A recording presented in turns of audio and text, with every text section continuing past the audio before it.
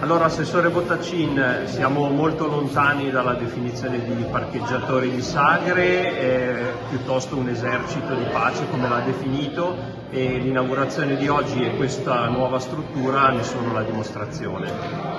Ma sì, io ho semplicemente ricordato a tutti che il sistema della protezione civile non è quello di 40-50 anni fa. Oggi abbiamo un sistema molto articolato e complesso che comprende enti pubblici, dal sindaco, quindi dal comune, passando alla provincia, alla regione, la prefettura, le forze statali, le forze regionali, insomma è molto articolato e complesso. All'interno di questo sistema c'è tutto il mondo del volontariato, che è rappresentato sì da persone che sono volontari, cioè che non lo fanno di mestiere, ma che lo fanno in maniera professionale. E da questo punto di vista ne è passata di acqua sotto i ponti rispetto a quello che era 40 anni fa.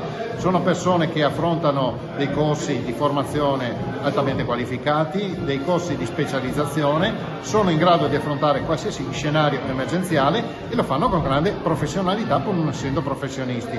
Per cui quello che ho detto prima è che queste persone sono veramente un esercito di pace formato da 18.500 volontari, 530 organizzazioni in Veneto, che sono in grado di intervenire insieme alle altre forze che sono preposte a intervenire negli scenari emergenziali. Non c'è nessuna sovrapposizione, nessun tentativo di invasione di campo, però credo che al cittadino questo possa essere un messaggio importante. Ci sono queste persone preparate in grado di dare una mano quando serve.